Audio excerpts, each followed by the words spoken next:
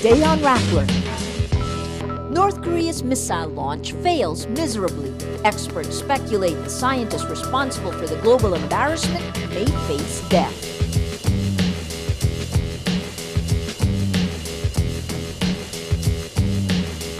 Vice President Jejomar Binay confirms Sarangani Representative Manny Pacquiao is joining PDP Laban.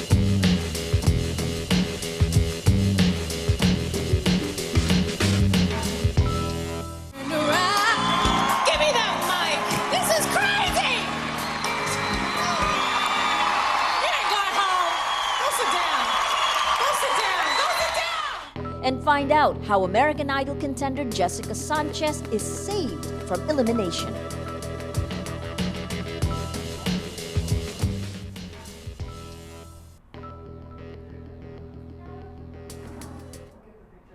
Hello, I'm Maria Ressa.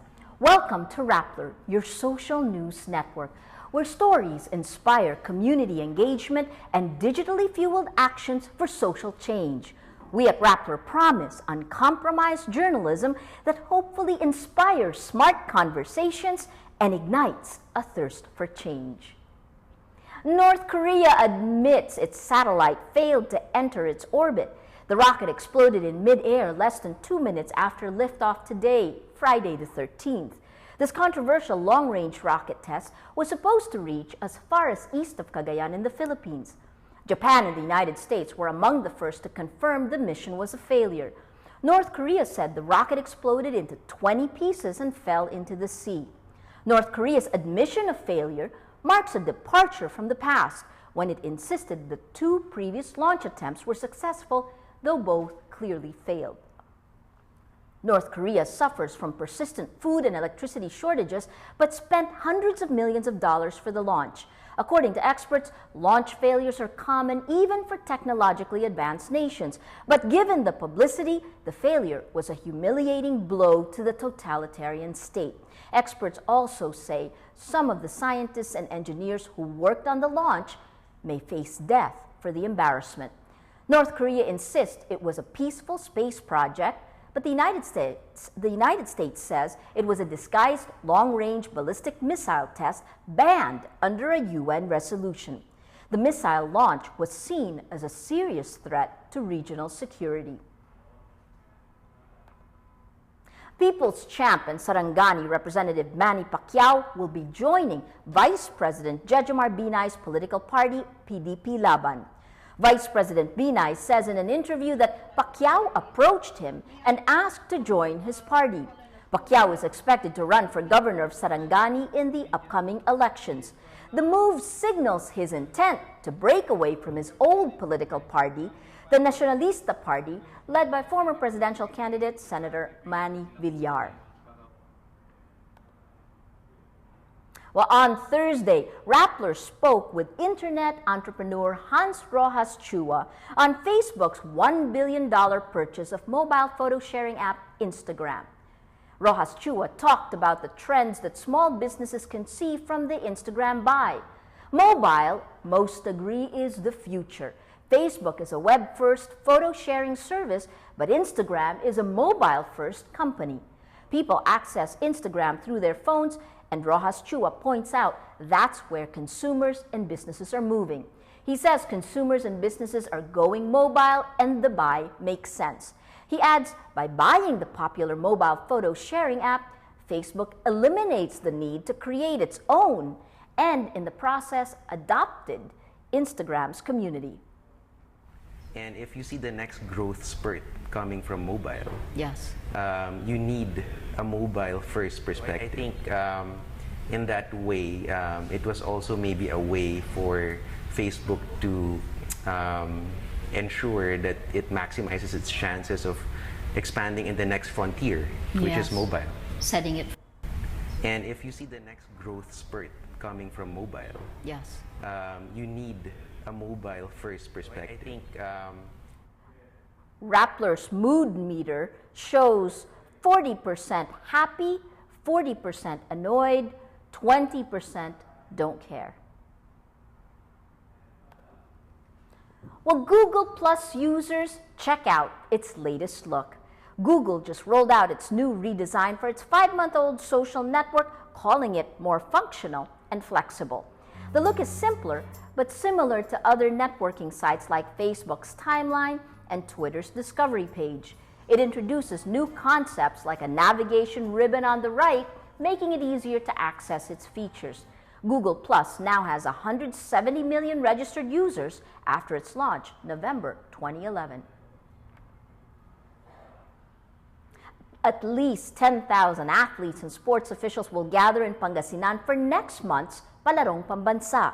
As Rappler Natasha Gutierrez reports, the local government will be pulling all the stops to bring back the luster to the country's biggest sports event.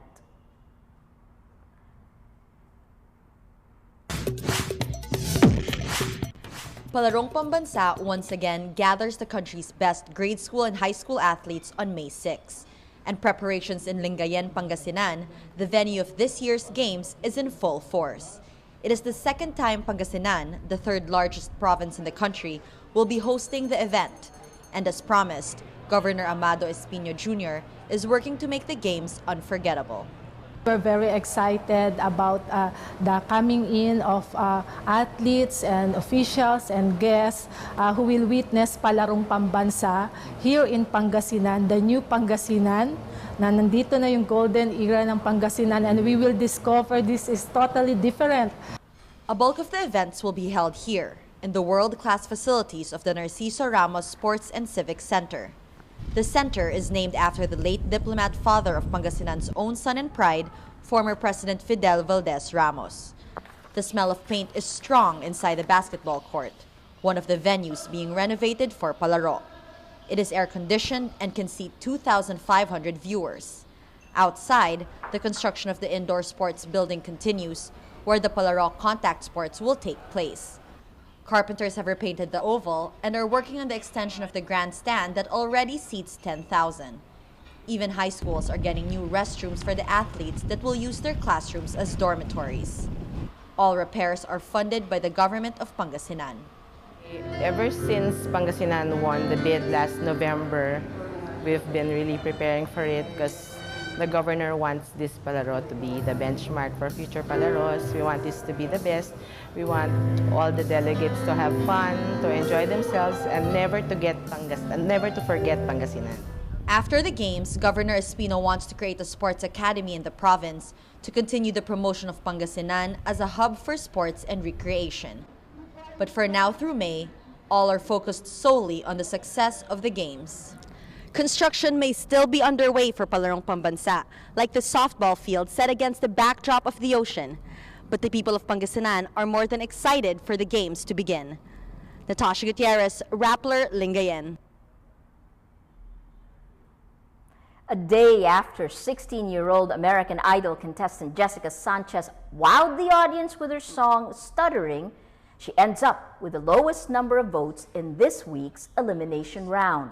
In a shocking turn of events, Sanchez ends up in the bottom 3 with fellow fan favorites Joshua Ledet and Elise Testone. As host Ryan Seacrest announces the elimination results and singles out Sanchez with the lowest number of votes, boos and jeers were heard from the audience. Judges Steven Tyler, Jennifer Lopez, and Randy Jackson are surprised. Jackson calls it a ridiculous bottom 3. As Sanchez sings her exit song, Nobody's Supposed to Be Here, the 3 judges walk on stage and interrupt her. Well, let's take a look at the follow-up story Rappler just did. Why did America snub Jessica Sanchez? If you take a look at the mood meter with me, mood meter says 31% sad, 23% angry, 15% happy and inspired, 8% at don't care and amused. Well, that's Rappler's Wrap for today, Friday, April 13th, 2012. Visit Rappler.com and tell us how you feel on our mood meter. I'm Maria Ressa. As we say at Rappler, tomorrow begins today.